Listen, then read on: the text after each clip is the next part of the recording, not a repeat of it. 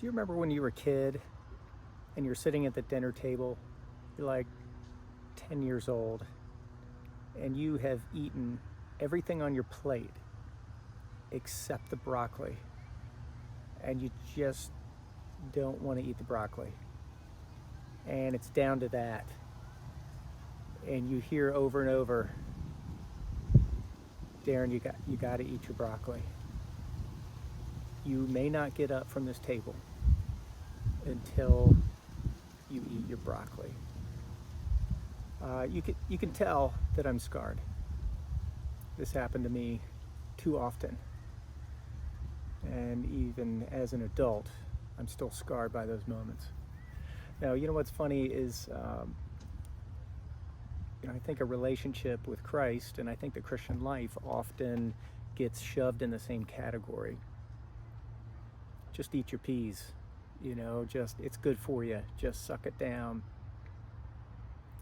But there's so much more to it, and the longer I walk with Jesus, the more I realize just how good he is to us and to me, how good he has been to me. And I'm so grateful for that.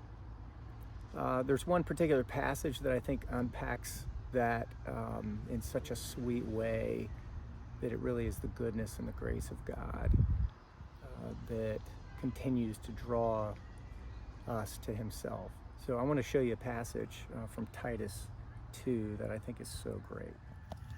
So Titus 2:11-14 says this: "For the grace of God has appeared that offers salvation to all people. It teaches us to say no to ungodliness and worldly passions, and to live self-controlled, upright, and godly lives in this present age, while we wait for the blessed hope, the appearing of the glory of our great God and Savior, Jesus Christ, who gave himself for us to redeem us from all wickedness and to purify for himself a people that are his very own, eager to do what is good." I love this passage because it's the grace of God. It's not the law, and if God said, eat your peas because it's good for you,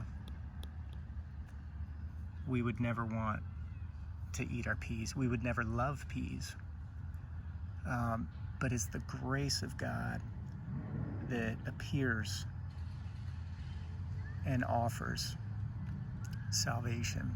And guess what? The grace is it teaches us to say no to ungodliness and worldly passions. Isn't that cool? That it's not just eat your peas because it's good for you. It's actually, hey, you weren't created for those things.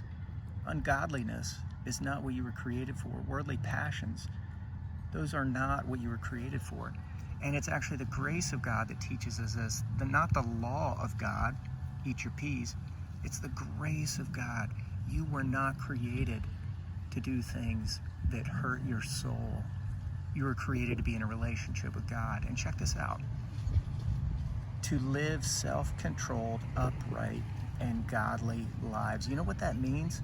Self-controlled means that your relationship with yourself is healthy. You can control your emotions. You can control yourself. Your relationship with yourself is put in a right position. Upright means that your relationship with God is put in a right position.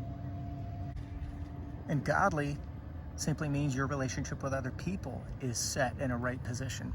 So it's amazing when the grace of God comes into somebody's life, it actually sets right through God's grace, not the law. It sets right your relationship with God, with other people, and yourself, which is ironic because that's exactly what sin wrecks in your life.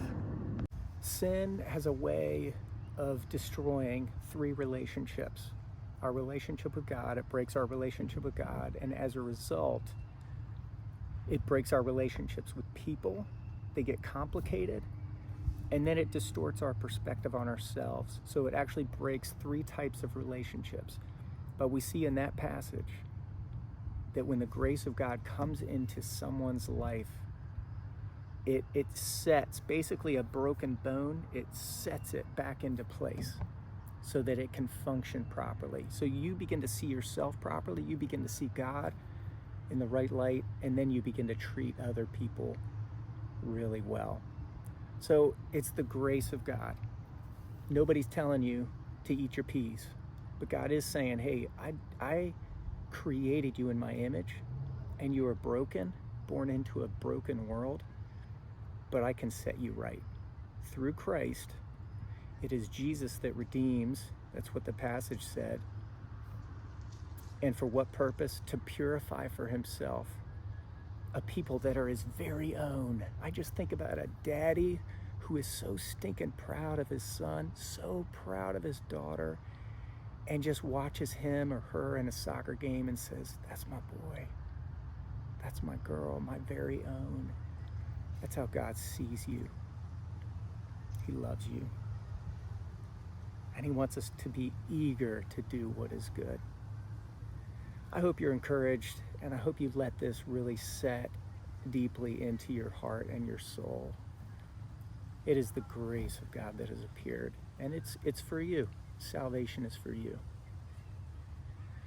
Be blessed. Have a great day.